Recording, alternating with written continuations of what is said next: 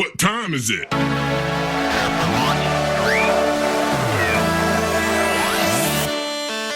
Fight! Welcome to the MMA Podcast. Check this out. Get all the latest news, interviews, and stars of the MMA world. Hosted by yours, John Boy McElroy. So tune in, everyone, right here to the MMA Podcast. Hello and welcome to another edition of the Martial Arts Chat Podcast. And on this episode we're joined by Sean Vigue of SeanVigueFitness.com. Sean is an entrepreneur of fitness and yoga, a best-selling author with his book Power Yoga for Athletes, and has been described as the most watched yoga guy on the planet. And Sean, it's a pleasure to have a chance to speak with you here on the Martial Arts Chat Podcast, sir. Hey John, great to be here with you as well. You know, we were speaking sort of prior to the show, and one of the things I've mentioned a few times to guys I've trained or trained with is the importance of flexibility and in relation to, you know, durability, i.e. if you're an aspiring athlete or simply looking to reduce the pain and increase your game, stretching, and particularly more recently in my life, yoga is something that you should really have. So my first question is to you, sir, is how did you find your way into yoga, and what would you say are some of the initial benefits that you experienced?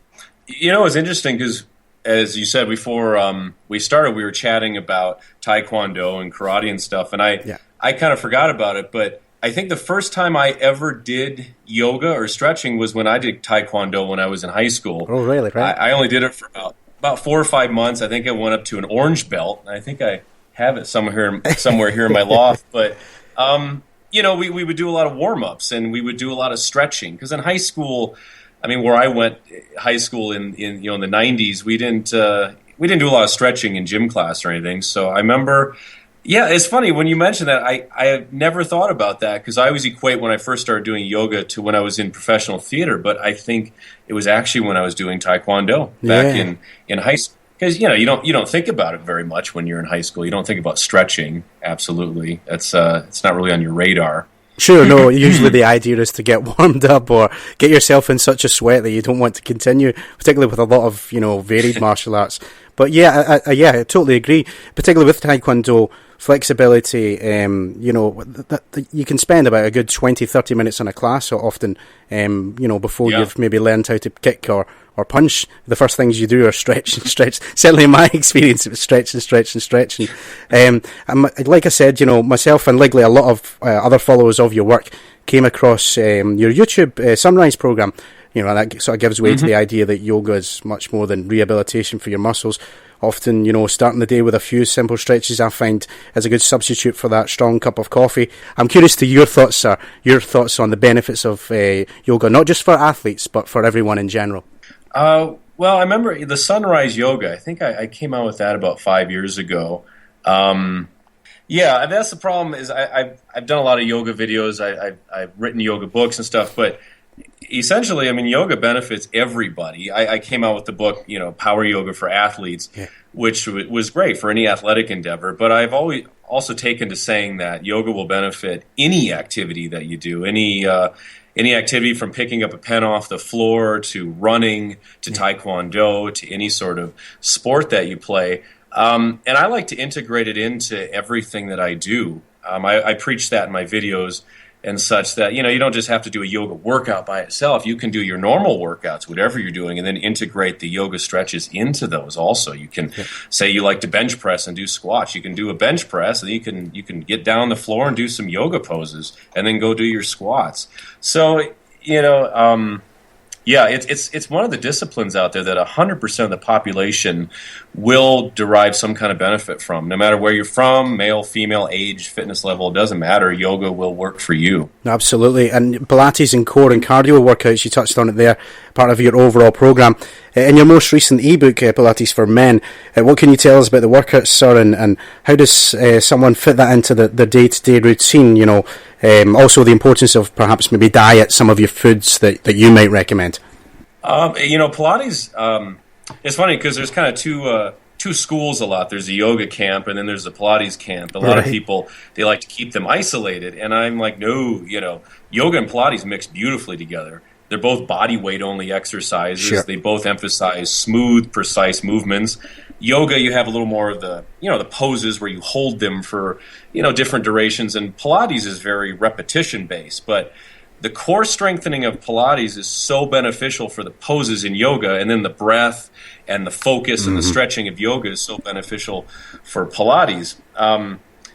So like tonight in a couple hours, I'm going down the hill. I live in Colorado in the mountains, so I go down the hill. We're always going down the hill. We can't go up. Yeah. And I'm going to teach a power yoga class, but I always, I tell them with a little wink, I always slip some Pilates exercises in there too, because they transition so well together. They work so well together that after a while, to me, it just becomes movement. It's not really about labeling a certain exercise. It's about, well, here's a movement to work my core. Here's a stretch that's going to really hit my hamstrings. And I keep, mixing them together. Absolutely, and I agree that cross-training, whether it's yoga, even, I've discovered recently the benefits of Tai Chi. You mentioned about breathing there. Cross-training is something that would stimulate the body and the mind, I think. You're never really bored with those workouts. Always. People, I get emails a lot from people, and they ask about, I want to lose weight, or I want to do this, and I'm not a personal trainer. I'm not working directly with these people, but I do always recommend cross training, as you said. Add new disciplines, new styles to your repertoire, because it's fun and it keeps challenging your body in different ways, and you don't get bored. Yeah. I think you don't want to get burned out in fitness. You want the fitness to always be changing and be fun and challenging. Yeah, definitely. New challenges every day. And turning it more to martial arts, as we're on the Martial Arts Chat podcast, I guess. In your career, what are your experiences with clients, customers perhaps, that come from a martial arts background? As I mentioned, I'm a guy from the Taekwondo world, sir, and more recently Brazilian Jiu-Jitsu, and knees, joint pains, crackly bones, they can become the norm. Yeah. If you started at 10, you can experience those as an early age of like 18, as I did. Yeah. Are martial arts as common in your line of work, sir? Yeah, I mean, I have quite a few clients in my live classes and that follow my videos and books. I remember I had a guy in Florida who did a lot of MMA stuff. He was also a professional hockey player, which was interesting. He would be called in. He was called the enforcer, and he would be called in on teams to kind of put a few players in line, I guess. But he did a lot of MMA stuff, and he was in very good shape. But I remember we would chat sometimes after class, and he would, he had all these different injuries, like you said. I think he practiced every day probably for 20 or 30 years and did a lot of fights, a lot of grappling. So it was a power yoga class that he kept coming to. It was at a Gold's Gym in Orlando. And he really loved, the deep stretches, the breath, the kind of pulling it back a little bit to release, a lot of that repetitive stress, as you said, that you get from day in and day out, the punches and the kicks.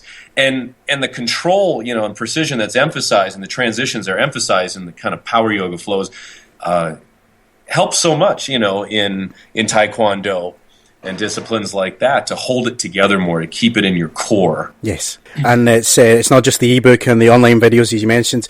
You can also find Sean Vigue Fitness as a downloadable app. What can you tell us about this app, sir, and what's involved? Oh, yeah, I launched the app, I believe it was last April. Damn, we're almost at a year. Wow. Everything in this business, it goes so quickly. It's the Sean Vigue Fitness app. It's for Apple and Android. It's a free app. I have a lot of free videos on there, and I also have videos you can purchase. Something I just added in the last update, hopefully that goes through soon. It's I'm going to do some complete programs on there. I actually put together, it's like a 7-part yoga program, so you can purchase that. And you'll have an actual, I think it's 7 different videos. You start on one, you go 1, 2, 3, 4, 5, 6, 7. Each video emphasizes different aspects of yoga, like lunges or warriors or core work or balance or agility. Yes. But yeah, the app's been very successful. I'm very excited about that. And, I always advertise it.